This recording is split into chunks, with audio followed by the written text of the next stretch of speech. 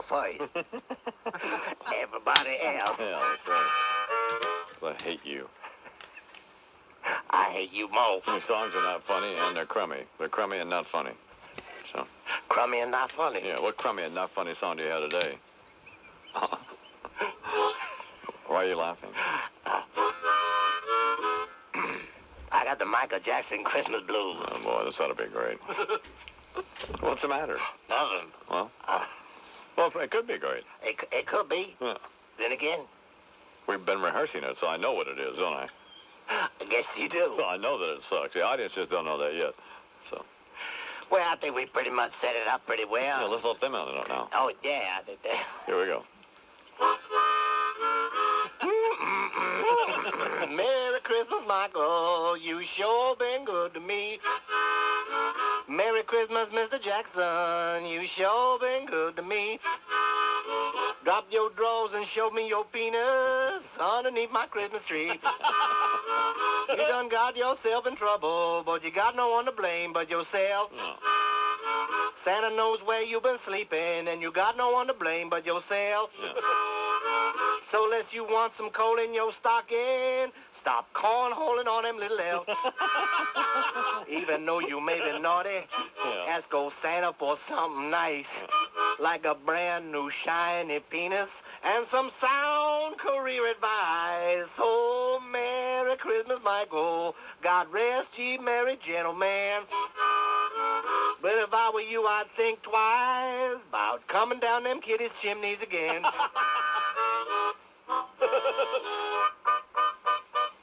Ho, ho, ho. I rest my case. Oh, look, it's the ghost of Christmas past. Well, I miss every white boy Feast Dupree here on the I'm a Little Morning program.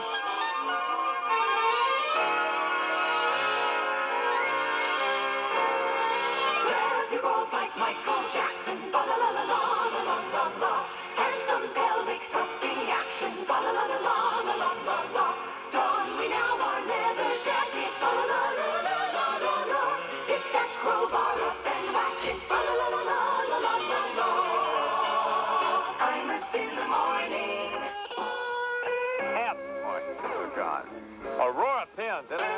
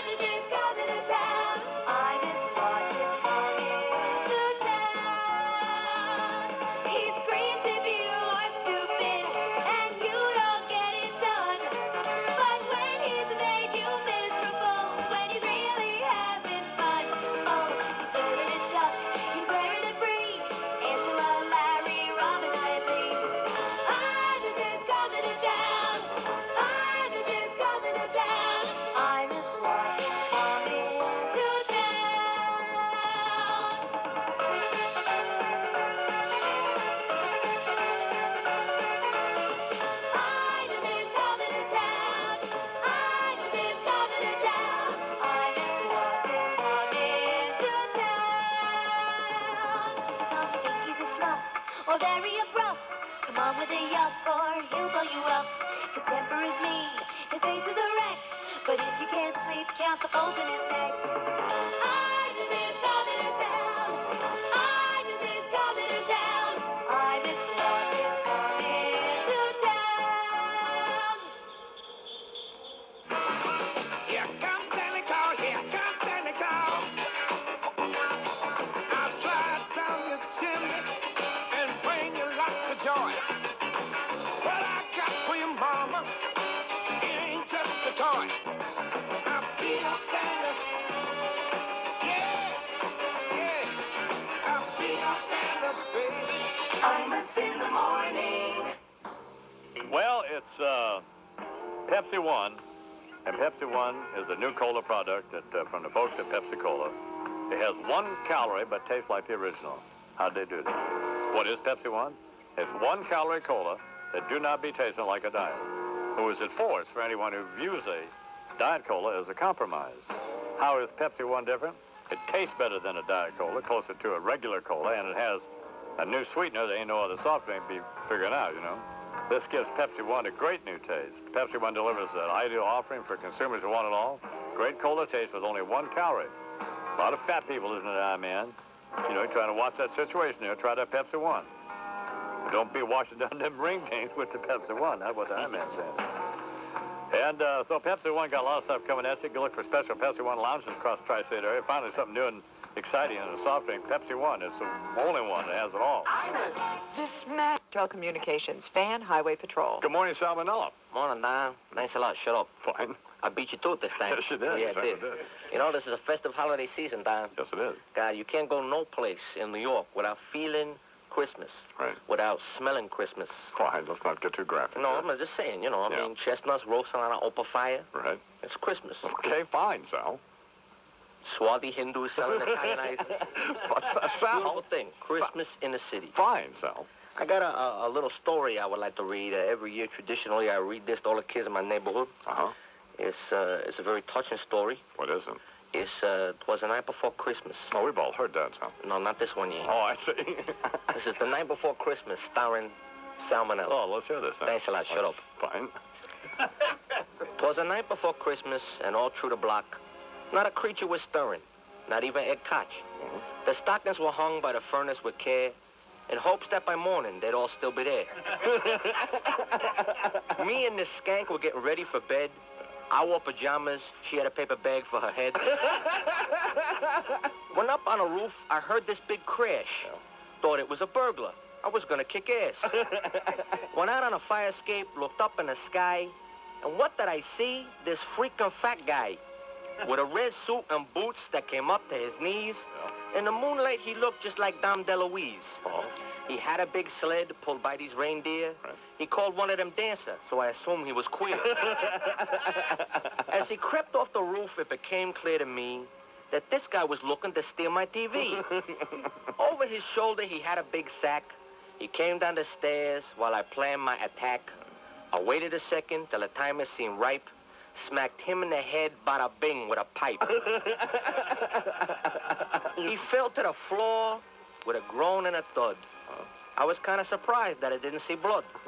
Instead, he rolled over, looked me in the eye. When I saw who I hit, I near started to cry. I said, "Hey, yo, Santa, I'm sorry, all right?" "Not for nothing," he said, "but this just ain't my night." I got lost in the Bronx. I ran over some nuns. Had a near miss by Kennedy. Rudolph's got the runs. I'm out all freaking night and I'm busting my hump. But I can't continue now, not with this bump. Yeah. So do me a favor and be a real pal. Take over for me. And be Santa, Sal. I say, "Yo, I'm from Brooklyn. I ain't right for the part." But he said that Santa Claus comes from the heart. He made me an offer I couldn't refuse. Stop at every house, except for the Jews. I got in the suit and stepped onto the sleigh, wondering just why reindeer smelled that way. Took off on my mission, didn't want to be late, while old St. Nick spended the night hosing my date. That night, I was Santa, bringing kids joy and bliss. And if you don't believe me, then hey, jingle this. Oh, that's very nice. Since then, I've been with him each year in the cold, riding shotgun with Santa, because he's fat and he's old. Yeah. I'm his #1 helper. I've been deputized. So on this Christmas Eve, don't you be surprised if you hear a voice say, real loud and abrupt, "Merry Christmas to all. Thanks a lot." Shut up. It's Christmas. Baby, please come home.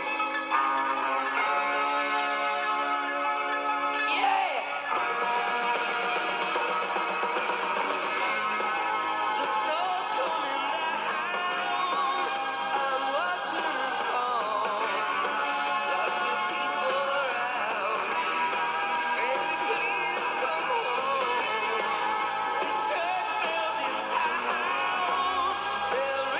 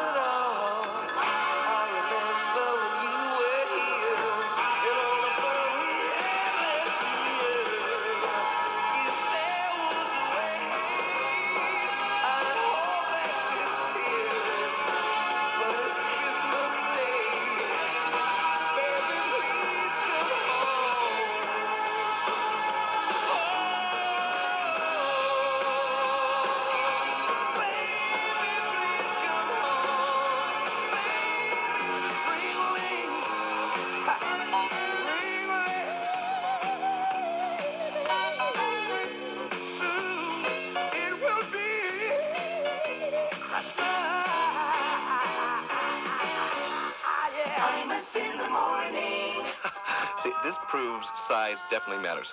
Look at this camcorder we got for my parents and this TV we got for yours. What? At drug, mass, and GNC stores. Copyright 1998, CBS Radio, all rights reserved. Imus in the Morning is a presentation of WFAN, Westwood One Entertainment. This concludes the entertainment and revenue-generating portion of your broadcast day. We now return you to the rest of your local programming schedule, an indecipherable embarrassment of broadcasting incompetence that compelled the station to subscribe to the Imus in the Morning program in the first place. The entertainment and revenue-generating portion of the broadcast day, the Imus in the Morning program, will resume tomorrow morning. Check your local listings for time and schedule.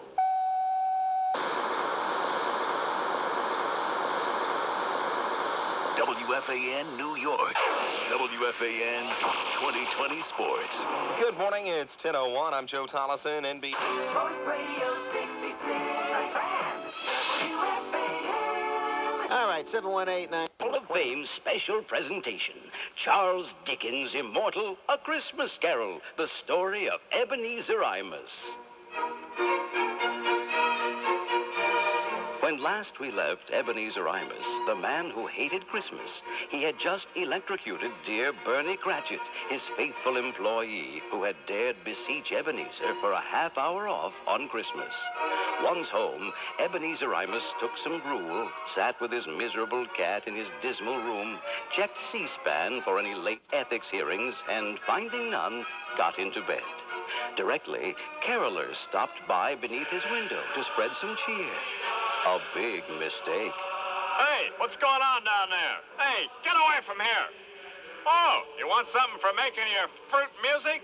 I got a little something for you. And with that, the meanest, most despicable man in the village threw the contents of his bedchamber down upon them. There, a little oughta hold you bastards. Later, as Christmas Eve slipped into Christmas morning, something odd happened. Something most disagreeable.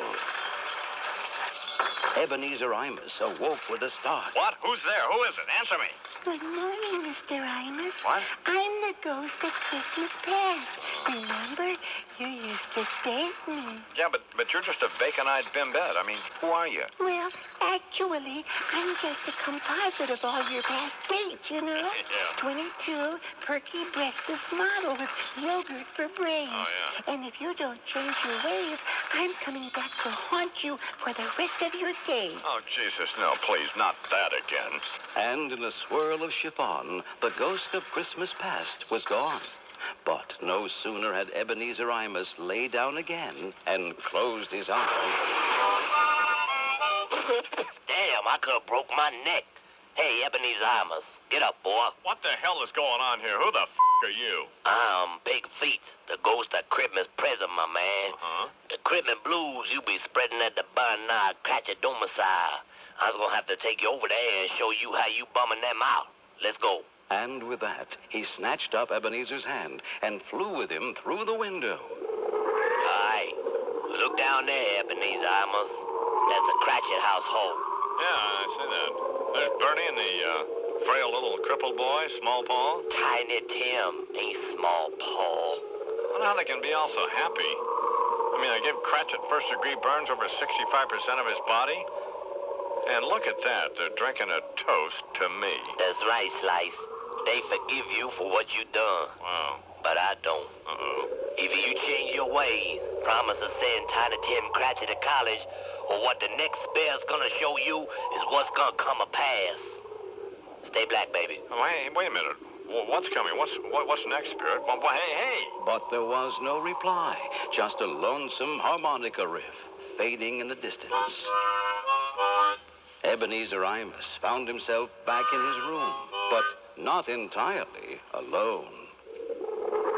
Ebenezer! Ebenezer Imus! Arise and follow me! Hey, wait a minute! Argue not! Okay, I'm right with you. You've seen Christmas past and present. Yeah? Now, this is what lies ahead for you if you fail to get a perspective. Behold. What? Well, wait a minute. It's my radio station. There's a dwarf sitting in my chair. Listen, Ebenezer Imus. 7:45, quarter till 8 here on the Lupica in the Morning Show. What? Time again for Chris Berman with sports. Chris, love that outfit, man. My sides. Lupica in the morning? But that little jerk's never funny. You're telling me. Yet that's your future, Ebenezer Imus, if you fail the Cratchits, especially Tiny Tim. Well, next day, Christmas, it seemed quite a different Ebenezer Imus, who bounded from his bed and threw open the window, calling out to all who could hear. Merry Xmas! Merry Xmas, everybody! And with all the speed he could muster, he ran headlong to the home of Bernie Cratchit, pounding on the door of the startled family within. Cratchit! Cratchit, open up! It's Ebenezer Imus! Mr. Imus, what in the world? May I come in? Why, of course, sir. Of course. We'd be honored. And with that, dear reader, Ebenezer Imus, face beaming, strode into the parlor of Bernie Cratchit and kicked the crutch out from under Tiny Tim. There, you little creep. Screw up my life, will you? God bless us, everyone. Miracle on 34th Street? It's Imus. I don't think so.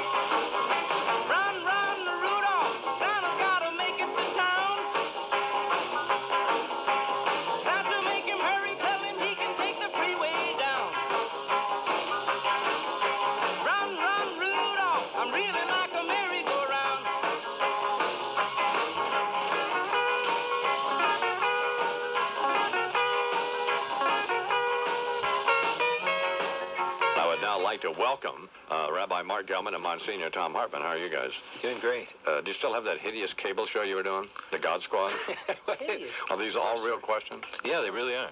Yeah. And Maya Angelou called and she said... We like Maya Angelou. You ever heard Bernard do Maya Angelou? We have. Okay, he's not going to do it now. No, please, Bernard, please. Let me get a cigarette. No. If your radio sounds funny in the morning, you're listening to Imus in the morning. It'll be the first television program teaching children about the religions of the world. And they animated Tommy, they animated me, and they said, look, he has a large nose, okay? It's not that large. No, it's not. It's not that large, and we want you to change the animation. That's the way it is. You know, we now have a priest who looks, you know, like Robert Redford, and we have a rabbi who looks like Joe Camel. Who looks like Joe Camel. That's right. Imus in the morning. Other than a church, many couples... And a hat and a beard. Oh, man, come on. Oh, man. I just love that. So anyway, he's got some other, he's got some serious stuff on here, too. It's just great stuff. Anyway, Dwight Yoakam and Kinky. So Larry's just so irritated with me. He said, well, I don't want to hear that kind of Christmas song. That's because you have a miserable experience No, but you see, I haven't ever had any real, that's what Larry said. Well, you must have had a horrible experience as a child. I said, no, I haven't. But I've been in situations where it's degenerated into an ugly situation, and I'm not going to get involved in them. I just refuse to do it. Joy to the world? I don't think so. And families get together. Here's the thing, and you have to be honest about it. There are members of your family, everybody on this planet, who you would never speak to if they weren't members of your family. There are people you'd hang out with. They wouldn't be friends of yours. You only talk to them, and you only know them because they're members of your family. That's Kin. That's all it is. Kin. And anybody who denies that is just simply lying. You know, that's all. Oh, man. So, you're drunk. That's what I've always liked about Fred. Fred is somebody who I would like anyway, whether I was related to him or not, you know. So that's the way the rest of them, it doesn't mean you don't love them. We're not talking about that. Just don't want to hang I'm just not going to hang out with them. You know? And I don't. Draw names for presents. Oh, look, I have Sissy's name this year. Yeah, well, that doesn't happen around my house. Look at Bernard in there. And Bernard's probably worse than I am. Absolutely not. You're just projecting your own miserable past onto No, I'm not. Believe me, there are a million people around this country sitting by the radio going, you know, he's absolutely right. And I am absolutely right. There are more horrible incidents involving families during Thanksgiving and Christmas than any other time of the year, mainly because they're all together. Yeah, and depressed and killing themselves. There are more suicides during the holidays than any other time of the year. And why? Because it's a nightmare. They got to go see Aunt Jean. You know, and everybody shows up at somebody's house, and all the women, the women get in the kitchen. They do all the cooking. You got a bunch of fat drunks in watching the Lions play football. Falling asleep there with their pants unbuttoned because they're so full. The American way. And then it's just it's a nightmare. But not for me, though, because I don't get involved in it. I won't go. And when somebody asks me, you know, it's insulting. Who would ask you? Oh, a lot of people do. Well, they don't anymore because they know I won't go. They know the deal. So they save themselves. It's like behavioral And it isn't that they want me to go, by the way. Of course not. Absolutely not. Or it isn't that when people invite various members of their family, they don't want them there. They feel some idiotic obligation because a Hallmark Card Corporation has made them think this way. Oh, man. Hasn't it? What a jaded... Absolutely. Man. The honesty's too much. Yeah, that's right. I mean, you just can't deal with it. You don't want to hear the truth. No, I can't wait for Chris. I love it. Well, okay.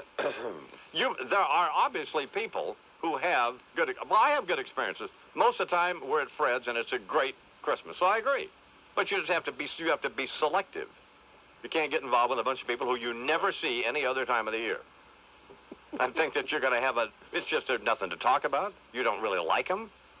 You have nothing in common. Zero. It may not even be, you may like them. That may not be true. A couple of pops, everybody gets along. No, they don't. See, that's the point. They don't. A couple of pops and somebody's pulling a gun. And it's always people like you or Larry Kinney who express this outrage at me for being so cynical and jaded who have the absolute worst times.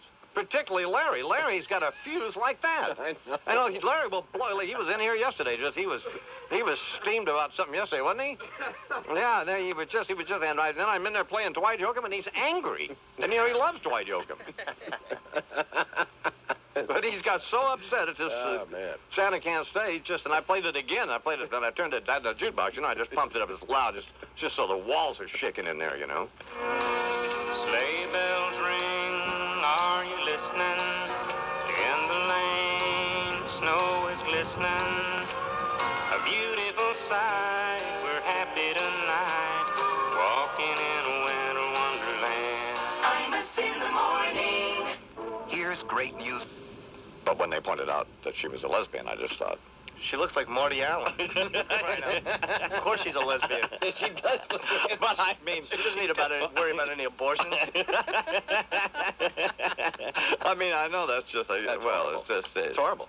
Yeah, it reduces this program to the level of Howard Stern and Rush Limbaugh, Yeah. but which doesn't mean it's not amusing. But some nitwit was listening to the best of Imus, and the Cardinal was on. Then I guess he thought he won. $40 million. Sorry. Didn't work, Rodrigo. Go back to the Dominican Republic. I quit my job.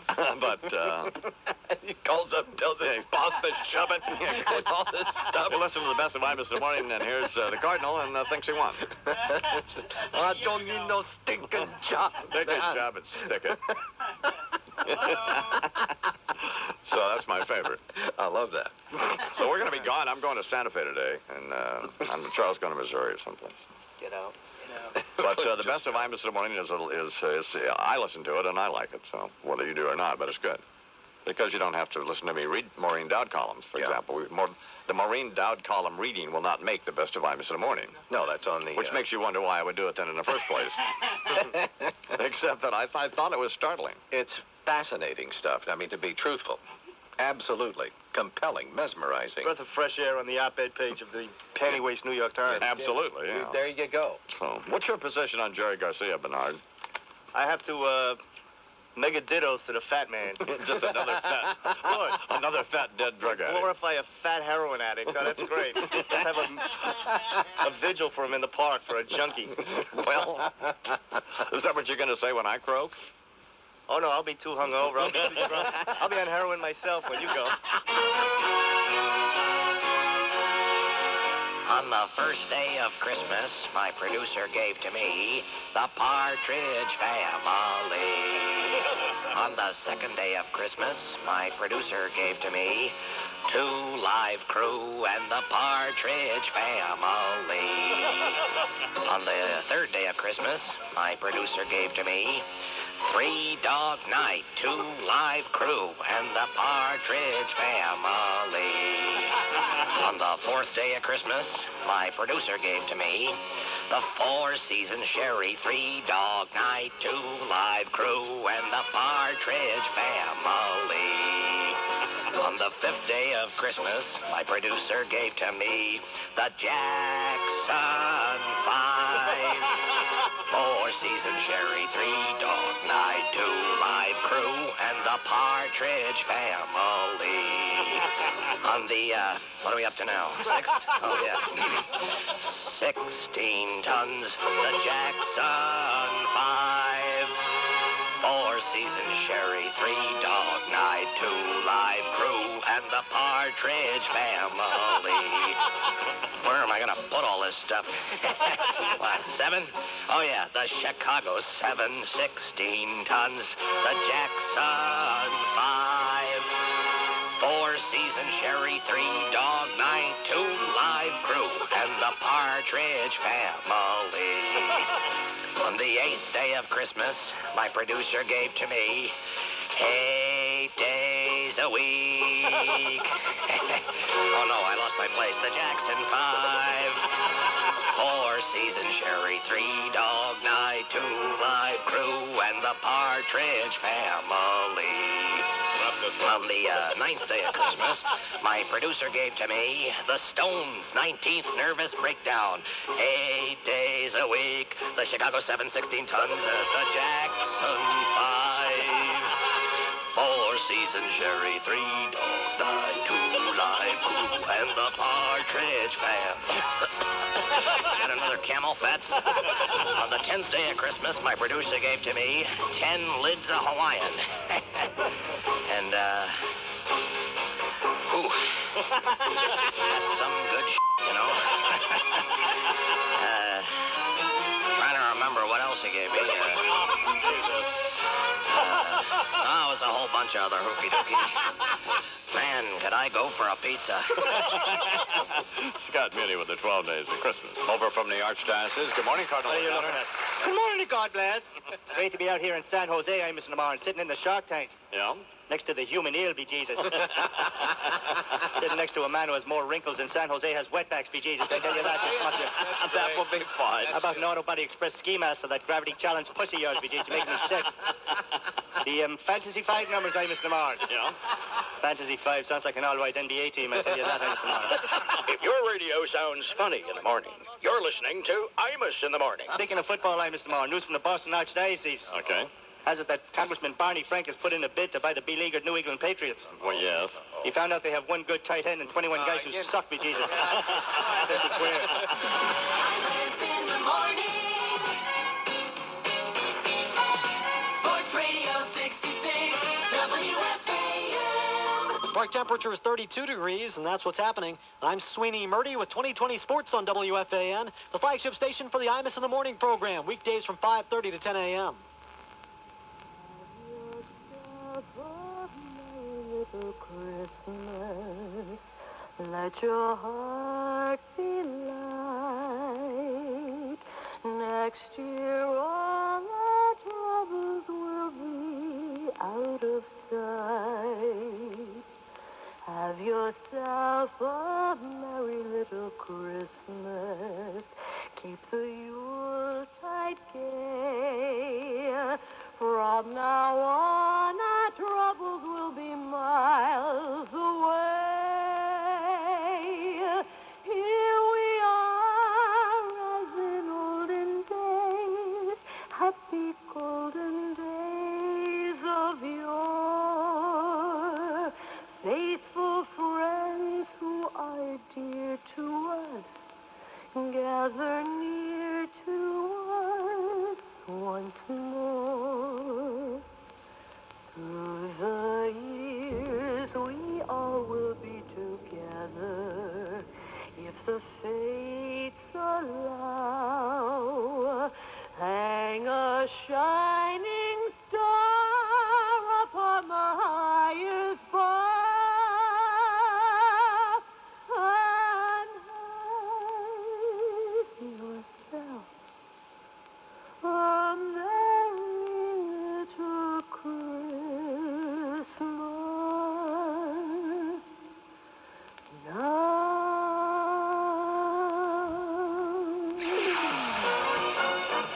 Sports Radio 66, the fan.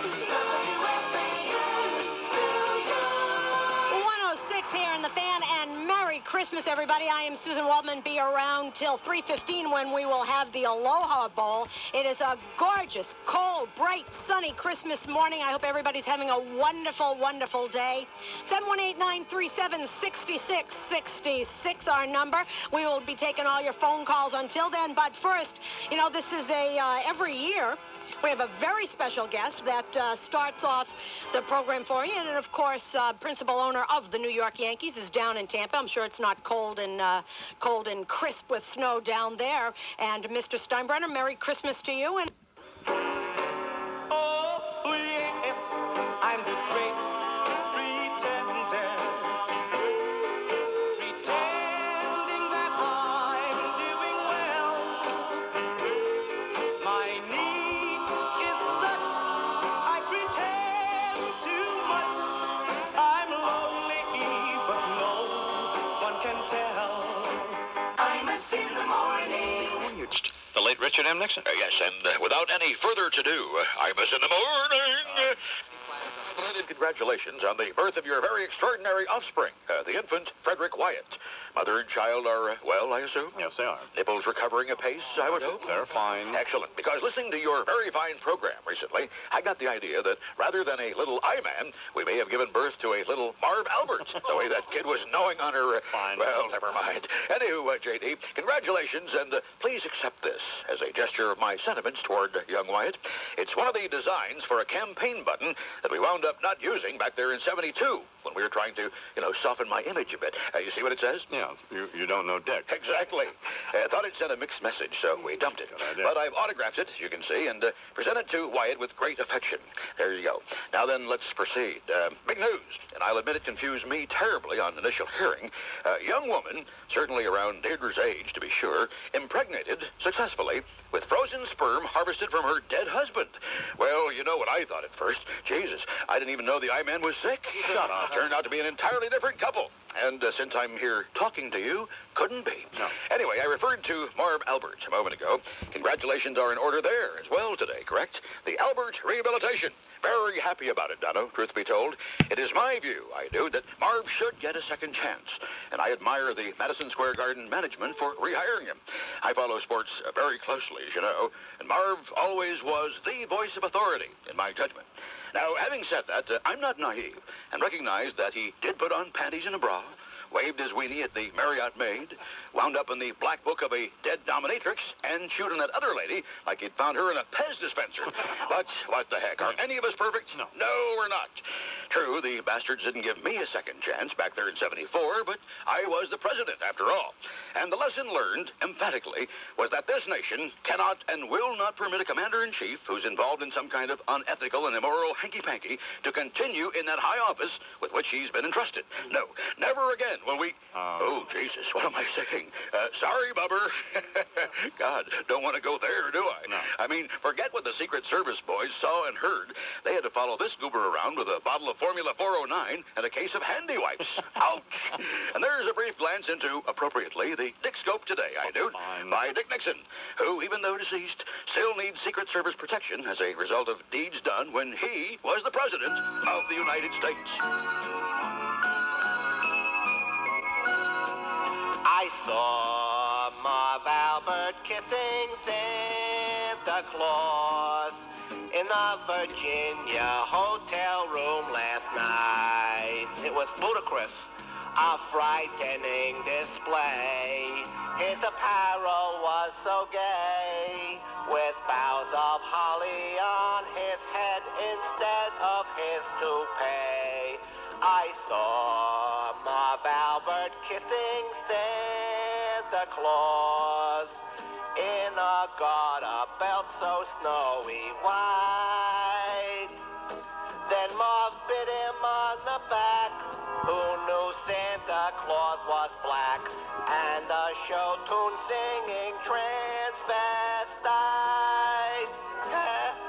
I saw Marv Albert kissing Santa Claus, grab his butt and cop a little feel. I'm serious. A passionate embrace, wearing panties made of lace. Then Santa and the reindeer took turns sitting on his face. Then I saw Albert f***ing Santa Claus. So I know that Santa Claus is real. But don't it seem a little queer? He only comes once a year, and when he does, Marv Albert makes him squeal. Ho, ho, ho! Yes! Merry Christmas. She kept saying, I've never really done this kind of thing before. Have you? Third-rate romance, low-rent rendezvous. Imus in the morning. I don't know. I can barely hear you. Well, I'm standing here outside the courthouse. Now I can hear you much better. And are you happy about that? Yes, Bernie, I love you, and I think you've been great the past couple of days. Well, we're I standing would up. point. May I speak? Yes, go ahead. Like talking to Fred. I just want to say to you and Charles, it's time to drop it. That's idiotic. Well, you said that 3-4 months ago, and you were wrong. So how do we know? What gives you any credibility today to say such a thing? Very good point. Go ahead, Bernie. Yeah, we had this young lady. What's your name, man? Clara Ward. Clara, where do you work? U.S. Justice Department. You work for the Justice Department? Contractor. Janet Reno ever put her hands on you? No. So, did you see the speech last night? No, I did not, but I've heard about it. And what do you think? Do you think Clinton apologized sufficiently? Yes, I do, and I think it's time for all of us to just put this matter behind us and go on with our lives. He's a human being. He's entitled to make a mistake. That's between him and his God. I hear you humming, yo. Yeah. Now, so what about if he lied in court and he's guilty of conspiracy to obstruct justice and stuff like that? Well, I would like to let the jury judge that. I'm not here to judge him. I think he's an excellent president. He's doing a fine job running the country. And to me, that's all that matters. Let me ask you this. If your man stepped out on you, do you have a man? Yes, I do. If he was, taking his wiener out in the office with a young intern, how would you feel about that? Well, I'm not going to put all the blame on the president. I fought Monica Lewinsky just as well. That's what I'm saying. A man has his needs, right? And not only that, but if she has any class about herself, she would know, and anymore, she would know not to mess with a married man. That's right. That's a good point. Do you think he's attractive, the president? Would you do what she did? No, I would not. Why I not? have morals and values. Unlike Monica Lewinsky. And the president? Well, I'm not going to comment against that. Is it because Clinton hangs out with Jesse Jackson and sucks up to... No, that's not it. Like I said, he's an excellent president. I think he's doing a fine job running the country. You think Jesse Jackson is acting like a little bit like an Uncle Tom at this point? No, Jesse Jackson is being Jesse Jackson. Do you think Bill Clinton treated Vernon Jordan like a high-class pimp? No, I do not. You think he should pay for Betty Curry's legal fees? No, I do not. Maybe you must be, you're doing everything but doing what Monica Lewinsky did. Like I said, I'm not here to judge Bill Clinton. I'm not here to judge Betty Curry. Nor am I here to judge Vernon Jordan, Jesse Jackson, to each his own. I feel you. Let me ask you this. What are you doing later? Shut up. Hear that. Say hi to Janet for me. Okay, thanks a lot, baby. You should see her walking away, let me tell you. That's great, but I'm in Dirk live in Washington, D.C. We declare our rank on this earth to be a man, to be a human being, to be respected as a human being, to be given the rights of a human being in this society, on this earth, in this day, which we intend to bring into existence by any means necessary. Well, it's Pepsi One, and Pepsi One is a new cola product from the folks at Pepsi Cola. It has 1 calorie, but tastes like the original. How'd they do that? What is Pepsi One? It's 1 calorie cola that do not be tasting like a diet. Who is it for? It's for anyone who views a diet cola as a compromise. How is Pepsi One different? It tastes better than a diet cola, closer to a regular cola, and it has a new sweetener that ain't no other soft drink be figuring out, This gives Pepsi One a great new taste. Pepsi One delivers an ideal offering for consumers who want it all. Great cola taste with only 1 calorie. A lot of fat people, isn't it, man? You're trying to watch that situation here. Try that Pepsi One. Don't be washing down them ring taints with the Pepsi One. That's what the man said. And so Pepsi One got a lot of stuff coming at you. Go look for special Pepsi One lounges across the tri-state area. Finally, something new and exciting in the soft drink. Pepsi One is the only one that has it all, Imus! What are you searching for? Of course, to Erica Herskowitz and Eddie Scazzeri. On the other side of the glass, will be off until next Monday. Russ is off the rest of the week as well. But you got plenty to schmooze about here, especially with Susan Waldman and Iron Eagle coming up now on your Fan New York. Sports Radio 66. The Fan. WFAN. The Rangers continue. What is good for? Absolutely.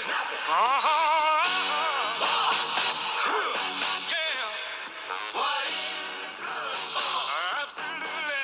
Say it again, y'all. Imus in the morning.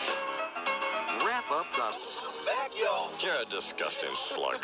Get off of my back. Get out of here. I don't think that's going to happen anymore. Get off, you jerk. It sounds like I'm getting jerked around here. Just get it straightened out. Get on,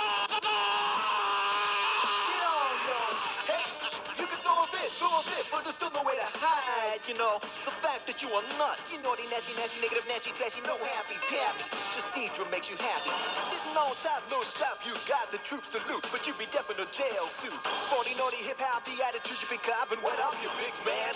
Big ham. Bernie's such an idiot. So can I rely on him to do anything? Let me answer that for you. No. Shut up, you jerk. You are fired. I'm Jake. I can't deal with the wheel of the Southport Heels, sucking up the Imus just to get my next meal. You're telling me I owe you, but ain't nobody told you. I just assumed told you. That's when I lifted my head with hope. With the wind I got, knowing the competition named Dope. Did you just call me a dope? You're getting hosed left and right, Yeah, you really are. I am. Let me try to explain something to you. He sucks. They all suck. And you suck. You're dealing with a heavy mixing villain that is until the puny punks got the feeling. He got so many guts, you take me a harm for granted. Mother jumper, take cover. Be laying in the gutter. Ain't no bluff if you're big enough for the really tough stuff. Big man, if you're tough, knuckle up. I'll kick your ass and laugh, then leave you by the trash. And then I'll take my cash and dash. Please let me finish. Just let me do one story without you interrupting. He's scum and he's a creep. I asked you for one story. You can't keep your mouth shut for one story. Let me explain. Is your name on this program? The answer is no. That's right. You're right, Iron Man. You're always right. Take a break, you broke, you smoke, you call your baby with a moo. Sooner or later, it's gonna hit. Watch your lung pop and the girl stop, cause she got hip to all your ringling brothers. Get off of my back, get off of my back, get off of my back, yo. So now I'm out on the lam, cause this is what I am. You don't like it, you can jam it. You can bet on this shit, you didn't get it yet. What you see is what you get. Get off of my back, get off of my back. You know, it make me laugh when people tell me I got the juice with the Iron Man. They just don't know. Putting in everything I got and his cynical ass be shooting me down. Well, I'm here to tell him, you gone too far. You've gone too far. You've gone too far. I want you to wreck your car. You gotta go. The Iron Man's gotta go. You've gone too far. I want your head in a jar. You gotta go. Here, sit down here, you jerk. Let me tell you something. I bust my ass for your silly little show. I give my blood, but you probably want more. I'm putting up with your the childish little fit. You gotta go. Hey, 6 o'clock in the morning and you're ready on the rack. Can't take it no more. Listen up, man. Here, just listen to yourself. Where's Bernard? Don't leave the studio to go look for a spoon. He's fired. That's what he is. Yeah, I had to dip it in the toilet bowl before I put it in. Get out of the studio right now and go get it done. Who you think you're talking to? Bald-headed stooge. What the hell's the matter with you? Talk that way to the Iron Man. What are you, nuts? Chump better show some respect. Talk to the Iron Man like that. Angela shows up at 9 o'clock and can you find her? No! Get in here! Get in here! Get out! Get in! Get out! Gone too far. Gone too far.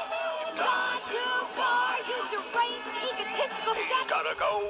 You're really sick. Imus in the morning. Scottsville here. One more word about your heart rate, and I think I'll open a vein. Hey, Imus, king of rock and roll here, son. I've been dead now for, 20 years? And I still look better than you. You know what I'm saying, Hans? Run around in fear, my little feet don't even hit the ground. One day you're up, and then the next one you're down. You gave me menial jobs, reduced me to racket jobs. You gotta go. Yeah. As far as I can tell, I'm gonna see you in hell. You gotta go. Gone too far. I want you to wreck your car. You've gone too far. We want your head in a jar. You gotta go.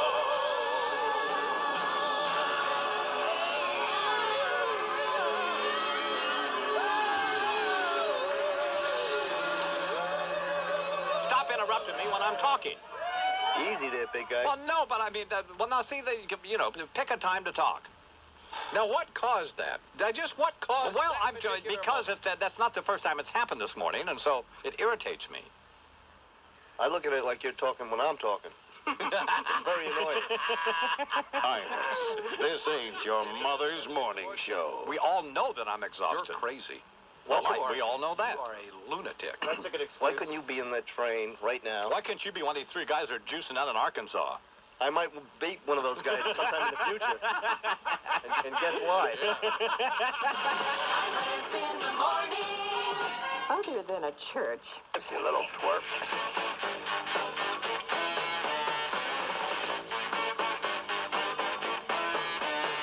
Hello, I love you. Won't you tell me your name? Imus in the morning. Well, it's Pepsi One, and Pepsi One is a new cola product from the folks at Pepsi Cola. It has 1 calorie but tastes like the original. How'd they do that? What is Pepsi One? It's 1-calorie cola that do not be tasting like a diet. Who is it for? It's for anyone who views a Diet Cola as a compromise. How is Pepsi One different? It tastes better than a Diet Cola, closer to a regular cola, and it has a new sweetener that ain't no other soft drink be figuring out, you know. This gives Pepsi One a great new taste. Pepsi One delivers an ideal offering for consumers who want it all. Great cola taste with only 1 calorie. A lot of fat people, isn't it, man? You know, you're trying to watch that situation here. Try that Pepsi One. Don't be washing down them ring taints with the Pepsi One. That's what the man said. And so Pepsi One got a lot of stuff coming at you. Go look for special Pepsi One lounges across the tri-state area. Finally, something new and exciting in a soft drink. Pepsi One. It's the only one that has it all, you know. Imus. What are you searching Boom, boom, boom, boom. Gonna shoot you right down. Right off of your feet. Take you home with me. Put you in my house. Boom, boom, boom, boom. Imus in the morning. You're doing Australia. I live here. Of course. There you go. There's your answer. What do you do for a living? I'm one of those big scary truck drivers who sometimes try to push Iman limo off the road. Well, we wish you well. Thank you, Charles. You find Chuck attractive with this, Excuse me? You find Charles attractive? Oh, yeah. Oh, you do? Oh, he's a handsome man. Even big kill pussy. Are you married, John? Or? Yeah. Oh, yeah. With 3 kids. Oh, you do? So. It's good. Well, I have a joke for you. I don't want a joke. You don't want a joke? What is it? It's about Boba. All right. It's about Boba. Here's your legacy, Mr. President. Go ahead, John. Yeah. You see, they say if he's impeached, he's going to lose his federal pension money, yeah? Yeah. I think he figured a way to make the money. He should open his own line of cigars with the fish flavor. You really are just... Okay, here now, Scott Benny pretending he doesn't know the mic's on.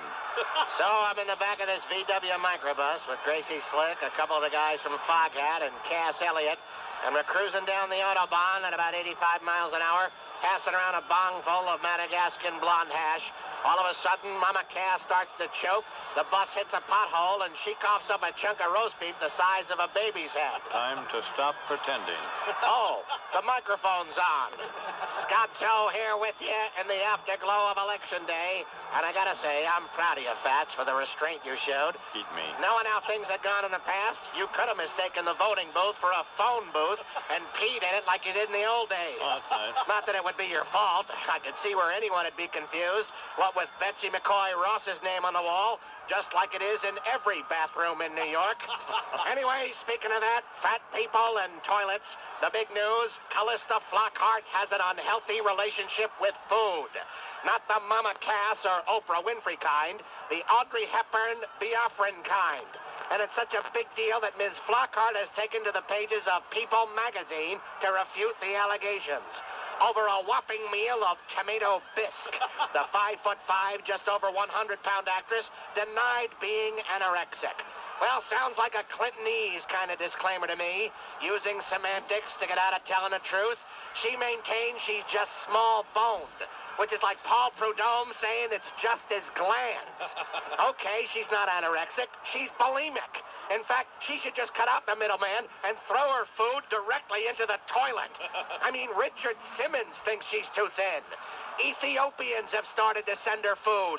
She doesn't put on a couple of pounds pretty soon. George Harrison's gonna stage a benefit concert for her. We gotta get Sally Struthers to throw a couple of sandwiches her way, because if we don't, the only acting job Flockhart's gonna get is playing the title role in Rose Kennedy, The Hungry Years. Although I'm not really that upset. I don't think there's any danger of little Callista going the way of Karen Carpenter, because deep down, I suspect it's just a PR stunt. I mean, just last year, Flockhart was on the cover of Time magazine, along with Susan B. Anthony in Gloria Steinem. This year, she's in danger of hitting the sophomore slump, so they have to do something to keep the viewers. And if this starvation situation doesn't pan out for them, the next thing they're going to tell us is that hideously unsettling digital dancing baby is actually the love child of Ally McBeal and Bill Gates, which may not garner them more viewers, but it could single-handedly disprove the theory that you can't be too rich or too thin.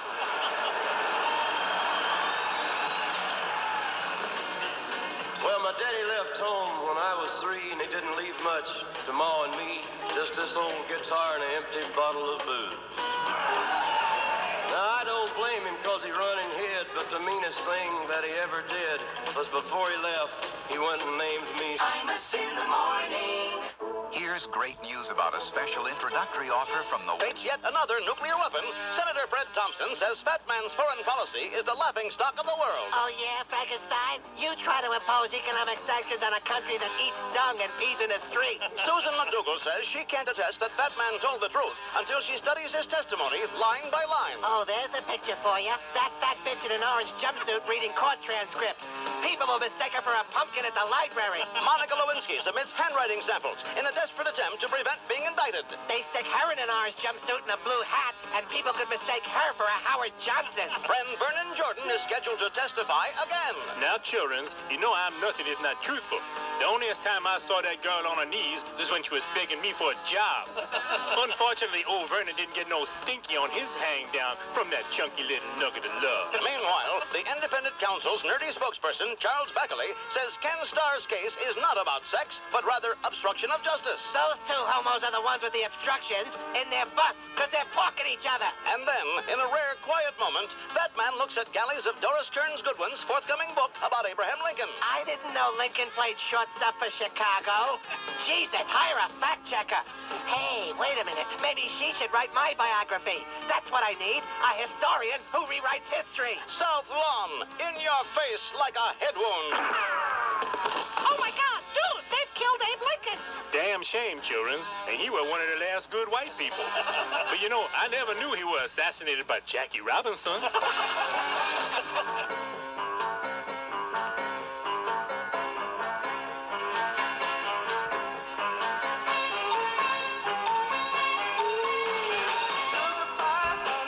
Imus in the morning. At Chrysler. What do you expect me to look like? You are unbelievable. Jets. Now, that's a great team, isn't it? Jets. Who? Jets. Oh, yeah. Yeah, they are. Can they beat Jack? Can they beat... Absolutely. Well, they can. Absolutely. Then That will be a game where Jacksonville's defense is not that good. Right. Mark Brunell is seriously hobbling with a bad ankle sprain. He will not nowhere close to being 100%. He's the quarterback. And he's the quarterback of the Jaguars. And I just, you know, they're a good team, but their defense is not good enough to stand up to the New York Jets here at the Meadowlands. How will San Francisco do going to Atlanta? That's going to be the best game of the weekend. And That's what my brother said, didn't he? Yeah, he did. So you Yeah, disparaged my yeah. brother. No, I was saying. Okay, that's what Fred said. You know, there you go again. Just putting words in my mouth. This is my mouth. Let me say the words out of my own mouth. Here's who I see in the Super Bowl. Okay, this ought to be good. Either the Jets or Denver against Minnesota. How easy is that? Well, it's pretty easy, isn't it? I mean, it if a is. moron like me can figure that out. So. Yeah. Minnesota obviously is for real, aren't they? They are for real, and their defense is not the greatest defense, but their offense is so good. They put up, 28 points and a half. I mean, anybody can play defense. And they've kept most of the players from any kind of criminal violation. Yeah, that's the amazing thing. There's not much to do up there in 3 feet of snow. That's the thing.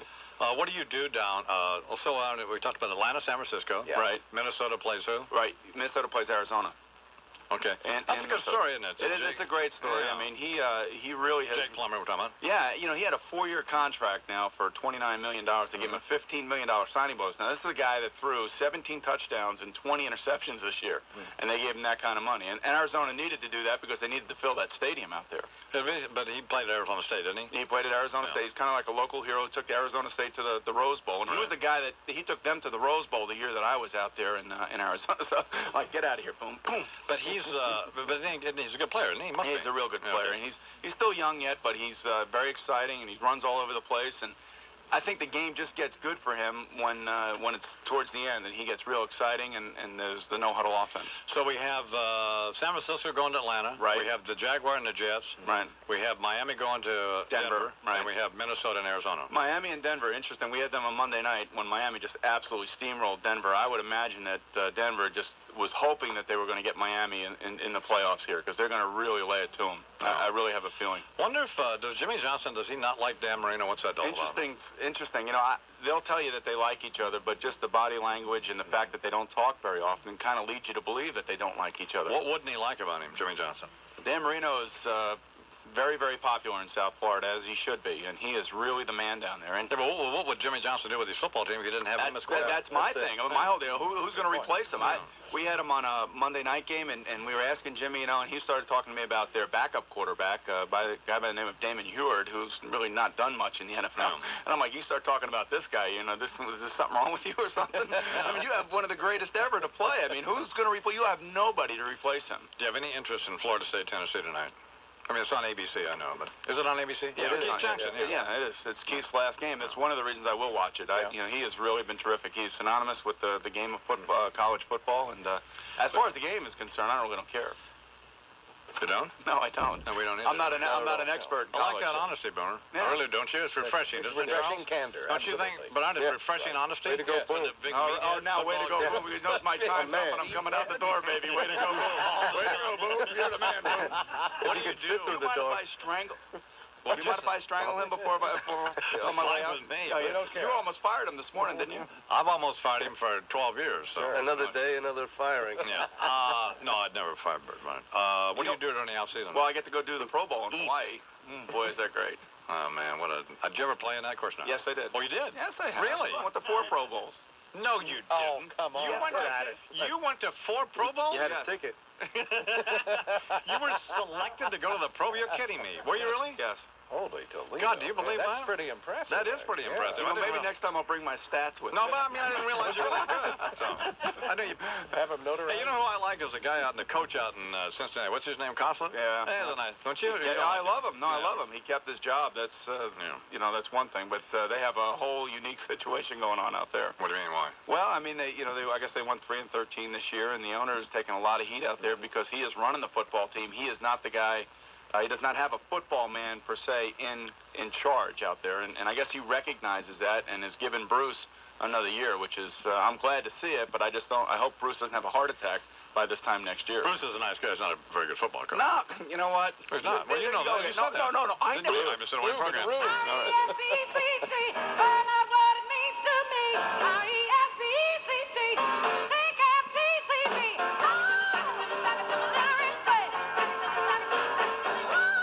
Imus in the morning.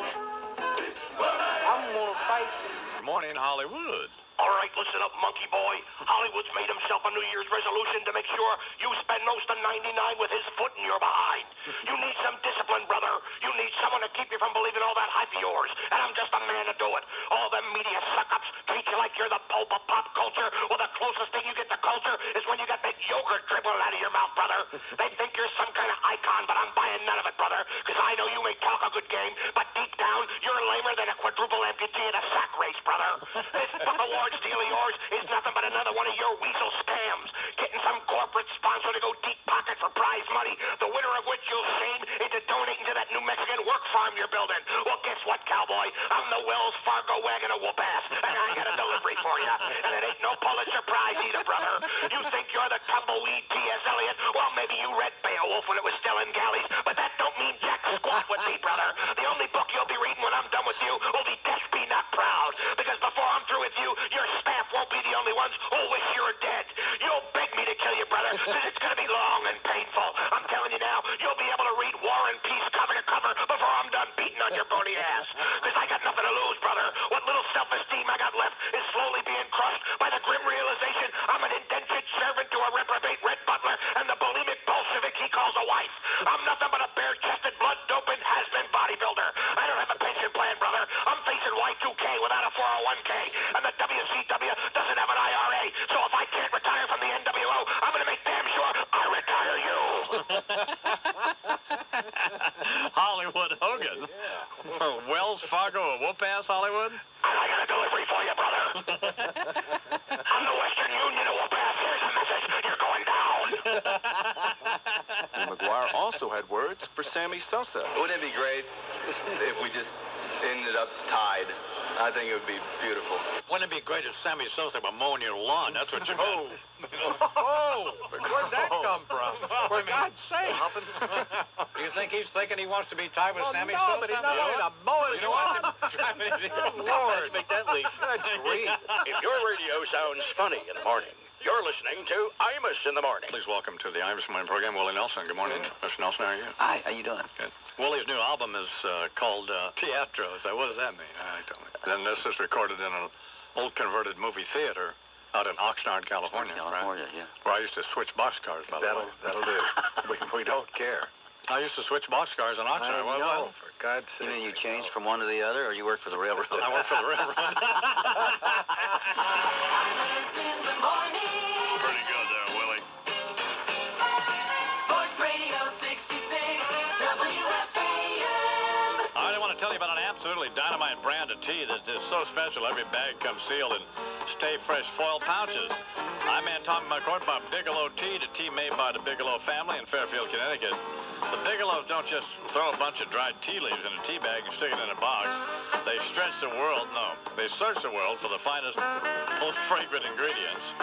Then they seal all that delicate flavor in Stay Fresh foil pouches, which is why every time you brew up an aromatic cup of Bigelow Earl Grey or one of their incredible flavored green teas, it tastes absolutely delicious.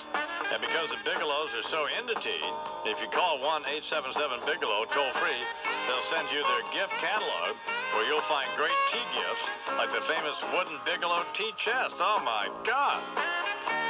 So y'all write this number down for that Bigelow tea situation. Here it is now. 1-877-BIGELOW. Golfers, are you ready for a great golf vacation in a world-class city? This year, try Charleston. Live in person. I mean, I know it was only 2 weeks, but it seemed like you haven't been on the air live since last year, which I guess technically you weren't. But now you're back. I'm at a party like it's 1999, which I guess technically it is. I can't tell you how good it is to have you back. Not that the best of Imus isn't good. It is. It's just that it's kind of like one of those nicotine patches. You know, the ones you wear in your arm when you're going through cigarette withdrawal? Not as good as the real thing, but just enough to tide you over and keep you from going nuts, which I almost did till I remembered that eventually you were going to be back. That is provided you didn't get kicked in the head by that ill-tempered horse Tom Brokaw gave you. I was so worried you were going to be putting yourself in danger working around something that would like nothing better than to kick you in the head, but then I realized you do it every day with Chuck and Bernie and Lou and Breen and Larry and Dana and Rob and Joey and Mark and Jan and Greg, and I'm just so glad you're back, because I must admit that the best of Imus can be a little confusing at times, especially when I hear myself talking to you, but I'm not on the phone, and I don't think that it's a tape, but I'm hearing my voice. Not that I'm not used to hearing voices, mind you, it's just that when I do, they're usually not mine. It's either the dog or the little man who lives inside my head or my mother downstairs in the furnace room pleading with me to let her out. But that's the only voice I don't pay attention to. In fact, I just ignored it, and guess what happened? Guess what happened? Guess? I don't know. After 2 or 3 months of ignoring the voice, it stopped, and I haven't heard it since.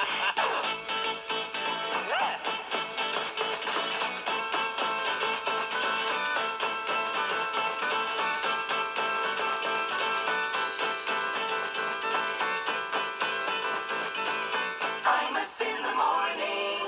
Well, it's here. Pepsi One is a new cola product from the folks at Pepsi Cola. There's only 1 calorie, but tastes like the original. What is Pepsi One? It's 1 calorie cola that do not be tasting like a diet. Who's it for? So anybody who views a diet cola as a compromise.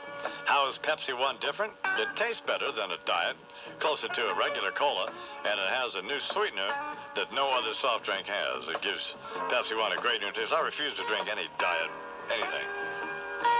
Young almost falls down. Throws to the end zone. Owens! Caught it! He caught it! He caught it! He caught it! 25-yard touchdown pass! Fine. San Francisco eliminates Green Bay. Good morning, Mike Greenwood Sports. Joe Starkey the call, KJL Radio San Francisco. The wild card game, 49ers 30, Packers 27. That winning pass came with 3 seconds left. Terrell Owens made the catch, and he was asked to describe the play. I made the catch, and we're on our way to Atlanta. That's it. Owens also said he wanted to thank Jesus because it was Jesus who made the play. And it was Jesus' first postseason touchdown reception. Packers season ends, by the way, but Brett Favre felt they should be the team advancing. I think if the game would have been another 4 or 5 minutes long, I think we probably could have won. But unfortunately, it wasn't. Just another ridiculous-sounding quarterback, Brett Favre. Brett Favre does not sound that stupid. Absolutely not that dumb. No. Well, Owen had a bad day, too, you know. 4 drops, fumble. That's... But does it matter? No. No, it doesn't. He won the game. He made the catch, too. That's what they're going to call it, I guess. All right. But we really would have preferred to see Green Bay advance simply because of the likelihood of Reggie White or saying something again stupid. But I'm not unhappy to see San Francisco. No, well, we're glad that you're not unhappy. Okay, well. 49ers will play the Falcons in Atlanta Saturday, and then it's Miami and Denver at Mile High Stadium in Saturday's late game. How's Dan Reeves doing? He's doing okay. He's going to be at the game, but will not be on the sidelines, probably up in the booth, kind of helping out. And if they win that, he might be on the sidelines the game after.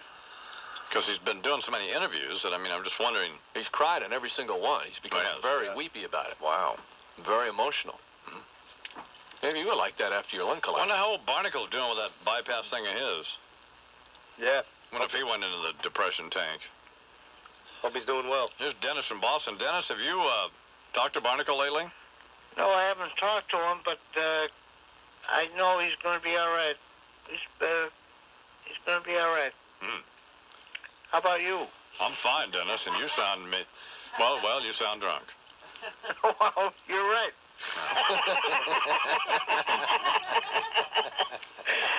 You finally called a shot right.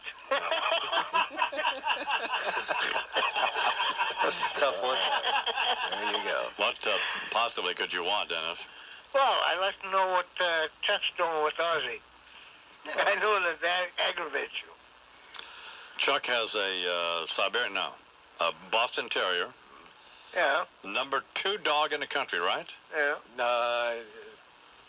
Was the number 1 male. Number really? 1? When did that happen? In December. The number 1 male Boston Terrier in the country. Well, that's pretty impressive. She's Now, number 3. Be quiet, I'm talking to him, you moron. Last time, we almost like Brokaw's book. Yeah. So it's a number 1 male. Well, now, what do you do to become the number 1 Boston Terrier? You have to beat the other female. Yeah. Well, still another step or so, but I think it probably could happen this year. What could the other step be? There's only a male or female dog, right? Yeah. We don't have like a Martina Navratilova I know, dog, but do we? there are a whole lot of apparently, I don't know how the thing works. I don't pay much attention to it, but a bunch of shows and regions around. Yes. Don. The dog's doing great, to answer your question, Dennis. That's it. Don. Mm-hmm. What happened with the Four Seasons this year? The floor seasons? What do you mean, what happened with it?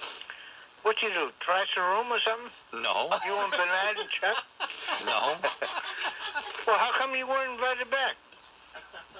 Well, I don't know. I don't have an answer for that. Mike Breen continues. College National Championship tonight. Holy cow. That's the Fiesta Bowl. Number 1 Tennessee facing number 2 Florida State. Tennessee coach Phil Fulmer talked about his team. Best thing this team has done is continue to find ways to win games. It might be the defense one week, offense the next, special teams, kicking game the next. Hopefully we can find one more way. He's a ball of fire, that Phil Fulmer. Well, his team, though, 12-0, playing against 11-1 Florida State. Coach Bobby Bowden may be 69, but he still enjoys the perks of the game. The thing that keeps bringing me back is rings. I like rings. You know, you get a ring if you win the bowl. You get a ring if you win a national championship. You get a ring if you win a conference championship. I just like rings. How about that retirement ring? Perhaps if Bobby Bowden of his team wins a national championship tonight. Here's a guy 69 years old, and I guarantee because he's still working is why he sounds like he's got it all together. Yeah, yes, because sir. He could be sitting in a home in Florida. Sure. With oatmeal dribbling out of his chin. But he's got purpose. We'll go play golf every day. Yeah, that kind of nap deal. in the afternoon. He'd age 10 years in a week. Purpose. Absolutely. He's got a purpose. Absolutely, sure. I like focus. that. At 69, you're still going to be doing this show? No. I am pushing no. No, I'm not. Why not? I'm not going to be doing it at 59. I am pushing for, I'm hoping that Bobby Bowden and the Florida State Seminoles win tonight. All right. I guess. But if they have a pregame show in which they show some sort of emotionally driven vignette of some player or coach from the Tennessee team, I'll immediately be rooting for them. Certainly. Well, you know how they do? Oh, yeah. Oh, they'll swing you right over. Some sure. players that a kid's got a problem or something like that, I'll immediately be rooting for that team. Right. Overcome some huge adversity. Exactly. So that would be my situation. And, of course, Keith Jackson ending his 47-year career tonight. It will be his final broadcast on ABC, the voice of college football. Whoa, Nelly. Oh, man. Stop the man. That's talent. Whoa, Nelly. Where's that left? You still there, Dennis? There's Dennis.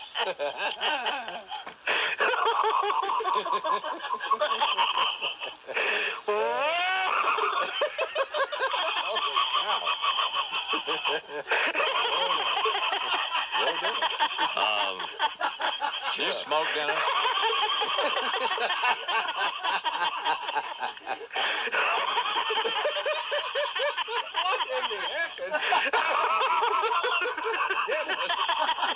What is so funny, Dennis?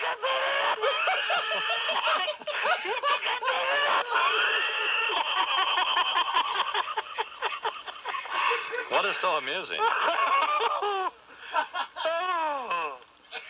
Dennis? Calm down. No, but I mean, what's so funny? Well, Keith Jackson. Oh, yeah, well, It's a good one. He remembered. we like Keith Jackson, but I mean, it really... That's I remembered. How about the nitwit that the Jewish kid on the ESPN that does Keith Jackson better than Keith Jackson? What's his name? Believe me, I don't watch ESPN. So Murphy?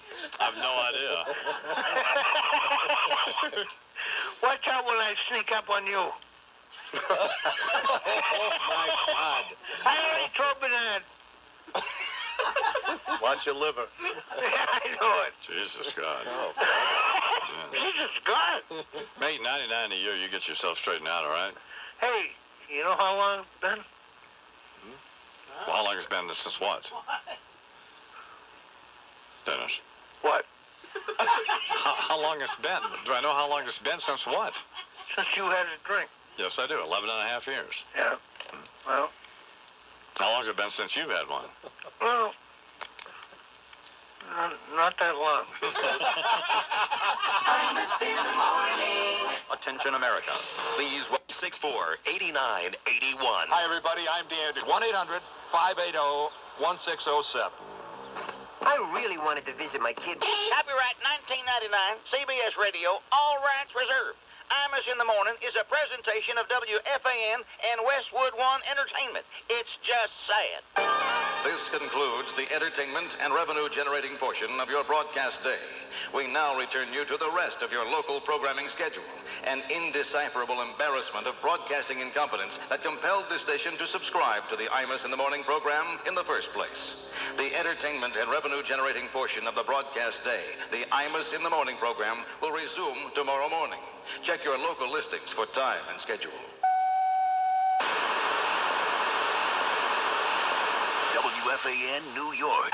WFAN 2020 Sports. Good morning, 10 o'clock. This is John Minko. Today our thanks to Phil Sims, Dave Jennings for calling in, Fast Eddie Scazzeri, Davening Dove across the way, the coach, John Minko, with the update, and as always, you the fans out there. Good to be back. Until next time, Salzburg and Summer, Sweater and the Schmoozer saying bye-bye, so long, and... Farewell to Jacksonville. J-E-T... Jet! Sports Radio 66. The Fan. WFAN.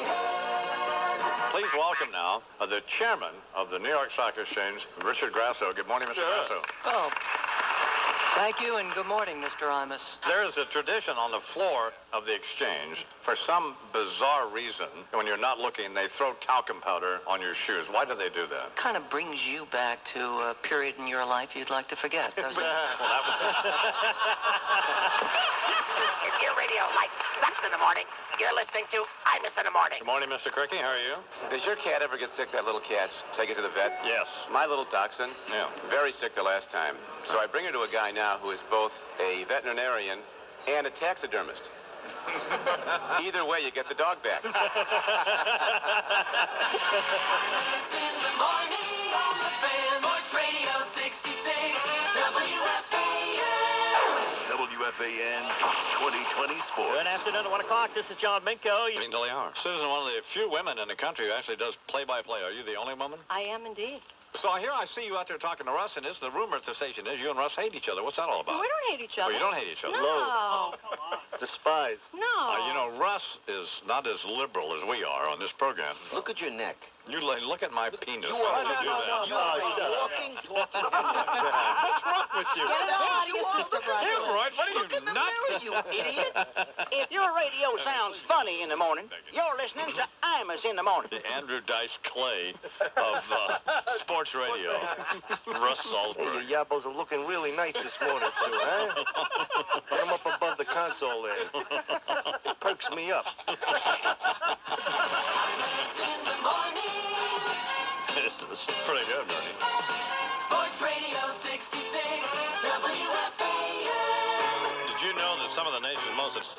Final score, Tennessee 23, Florida State 16.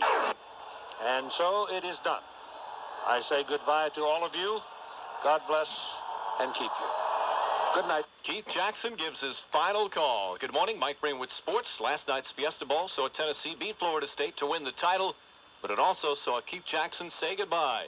A legendary play-by-play man calling his last game after 47 years as a sportscaster. He received a lot of telegrams and well-wishers frequented the booth throughout the game. One of his colleagues at ABC Sports, Al Michaels, admitted it was time for Keith to go. There comes a time in every career when you just gotta hang 'em up. There had been rumors that Jackson was interested in going back to Monday Night Football, so maybe Michaels' remarks are a bit tainted there. But Jackson says he will retire and is not interested in the Monday Night Football package. Clearly, Al Michaels feeling the heat of Keith Jackson. Yep, Yeah. certainly. As for the actual game, Tennessee finishes their dream season 13-0. Bulls quarterback T. Martin was eloquent in assessing his team's performance. It was a long way, but we knew we was going to make it here, baby. Well, Martin was magnificent. Florida State quarterback Marcus Outson, he was horrible, and he knew his team didn't play well. We shot ourselves in the butt tonight. I think he meant foot, but we still understand what old Marcus said. It's going to be a tough semester for Marcus coming up there down in Tallahassee. Meanwhile, also at the game, Vice President Al Gore, who's a Tennessee alum. Tennessee has the first national championship officially in the history of the United States with the whole thing being organized. This is history. The whole thing. I think he meant the first champion of the Bowl Championship Series, but... very articulate. Shot himself in the butt. God almighty. He could be playing on one of the teams, couldn't he? What a dope. From the NBA, the players will vote tomorrow on the owner's final proposal. If they vote no, the season will most likely be canceled. The president of their union is Patrick Ewing, says he's fighting, but not for himself. This deal is not going to affect Patrick Ewing or Michael Jordan. We're not fighting for ourselves. We're fighting for the future, the guys who are coming behind us, and the guys who are here now. Right. I hear you. So the big vote will be tomorrow. We can only hope. Can't believe they're not playing yet. With that kind of leadership. Does he wear knuckle pads when he walks down the street?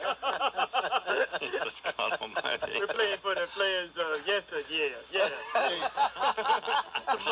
Tomorrow and the future. What a moron. This is a guy who went to Georgetown where I guess John Thompson tries to actually get him to go to class. Yeah. But, man. And tonight on Fox Sports News, the debut of Keith Olbermann. He, of course, formerly of MSNBC's Big Show and ESPN Sports Center. A new chapter in the life of Keith Olbermann, one of our favorites. How do we see that? I don't know. I mean, where would you go if you wanted to watch it? I wouldn't. I mean, if you have a satellite, it's 276 for MSNBC, 202 for CNN, 290 for CBS East. Well, like your old sports channel? Right. It's on that channel. I don't know what that was. I don't know where it is where you are. But it's the Fox Sports News. Just have to graze. It's like after a Devil game or an Islander game, you can tune it on. It'll be after that. Yeah, never see him again. I mean, this is a guy you will never, other than they bought some time in the program to advertise. Yeah. I guess they called up and he wanted to be on, right? That's right. Well, I don't think so, but go back on Tom Snyder. Promote your appearance. Imus in the morning. Well, I'm here with PC Modem, the computer. So that is not new. But the book does talk candidly about some present and past political figures, some with praise and some without praise, and talks candidly about the issues, like the polling thing that we just talked about, or the whole question of campaign contributions and how it has an impact on all of us. The public perception is that public office is for sale. It's not quite that bad, but access to public office is for sale. And it means that 41 million Americans out there right now who don't have health insurance coverage, they don't have the same access as the insurance